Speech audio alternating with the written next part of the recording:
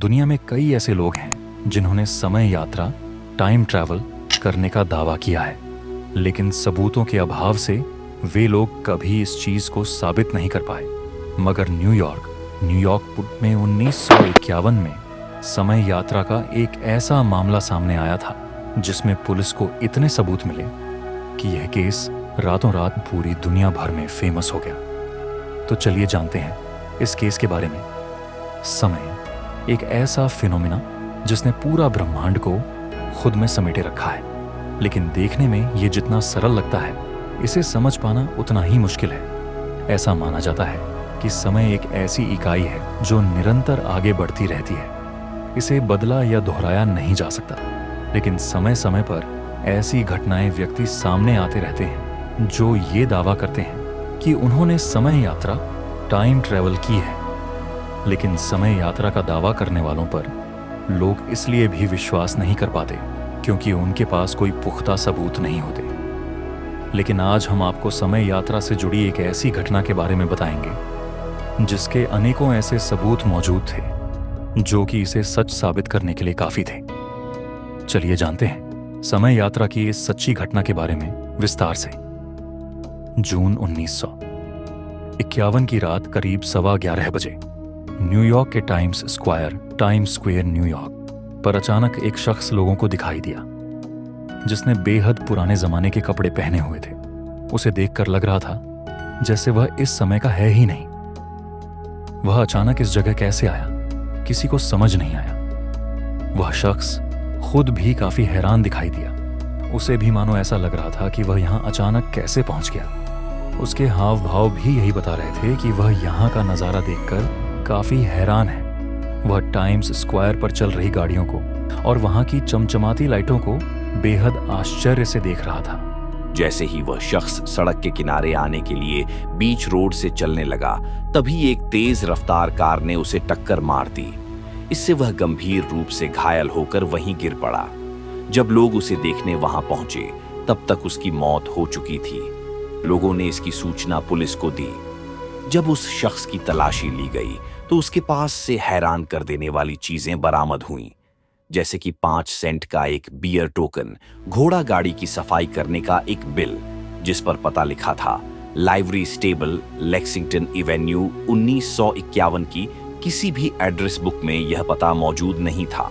साथ ही उसके पास $70 की करेंसी के पुराने नोट और सिक्के भी उसके पास मिले। इसके अलावा उसके पास एक बिजनेस कार्ड मिला जिसके ऊपर नाम लिखा था डॉक्टर रुडोल्फ फेंस सीनियर। उस पर एड्रेस लिखा था 5th एवेन्यू, न्यूयॉर्क। उसके पास एक लेटर भी मिला जिसे फिलाडेल्फिया भेजा जाना था। इस लेटर पर 1876 की स्टैंप भी लगी थी। रुडोल्फ के पास मिली इन चीजों की खास बात यह थी कि ये पुराने समय की होने के बावजूद एकदम नई थी। इस केस की जांच का जिम्मा कैप्टन ह्यूबर्ट वी रिम को दिया गया। कैप्टन ह्यूबर्ट जब उस पते पर पहुंचे तो उन्हें वहां एक ऑफिस मिला। वहां के लोग रुडोल्फ नामक किसी भी व्यक्ति को नहीं जानते थे। कैप्टन ह्यूबर्ट ने उस समय की सभी टेलीफोन डायरेक्टरी और एड्रेस बुक को चेक किया, लेकिन उन्हें इस नाम के किसी भी व्यक्ति का कोई पता नहीं मिल सका। इस घटना को कई दिन बीत जाने के बाद पुलिस ने पाया कि किसी भी पुलिस स्टेशन में रुडोल्फ फेंस नामक शख्स की गुमशुदगी की रिपोर्ट दर्ज नहीं करवाई गई है। फिर भी कैप्टन ह्यूबर्ट ने अपनी जांच को जारी रखा। अंततः 1939 की एक एड्रेस बुक में उन्हें रुडोल्फ फेंस जूनियर नामक शख्स का एड्रेस मिला। उस एड्रेस पर पहुंचकर पता चला कि अब वहां कोई और रहता है जिन्होंने रुडोल्फ फेंस जूनियर से यह घर खरीदा था। जैसे तैसे रुडोल्फ फेंस जूनियर की बैंक डिटेल्स के जरिए उसकी जानकारी पुलिस को मिल गई। पता चला कि अब उसका अकाउंट बंद कर दिया गया है क्योंकि उसकी 5 साल पहले ही मौत हो चुकी है, लेकिन उसकी पत्नी अभी जिंदा है और फ्लोरिडा में कहीं रहती है। पुलिस ने की रुडोल्फ जूनियर की पत्नी से मुलाकात। कैप्टन ह्यूबर्ट ने फ्लोरिडा का वो एड्रेस ढूंढ निकाला और टीम के साथ वहां जा पहुंचे।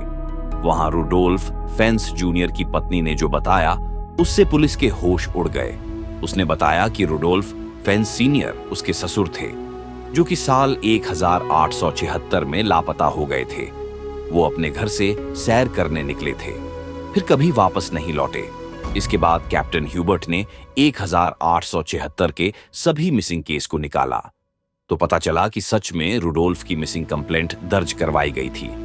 इस मिसिंग कंप्लेंट में जो गुमशुदा शख्स का हुलिया बताया गया था वो 1951 में मारे गए शख्स से हूबहू मेल खाता था। कैप्टन ह्यूबर्ट द्वारा जुटाए गए सबूतों से ये तो साबित हो गया था कि 1976 में मिसिंग रिपोर्ट वाला शख्स और 1951 में कार एक्सीडेंट में मारा गया शख्स एक ही है। लेकिन आखिर 1976 में लापता शख्स 1951 में कैसे पहुंच गया, इस बात का जवाब आज तक कोई नहीं दे पाया।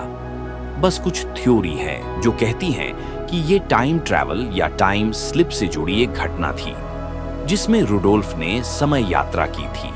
ऐसे ही वीडियो देखने के लिए हमारे चैनल को सब्सक्राइब जरूर करें और बेल आइकॉन दबाएं और वीडियो को शेयर करें।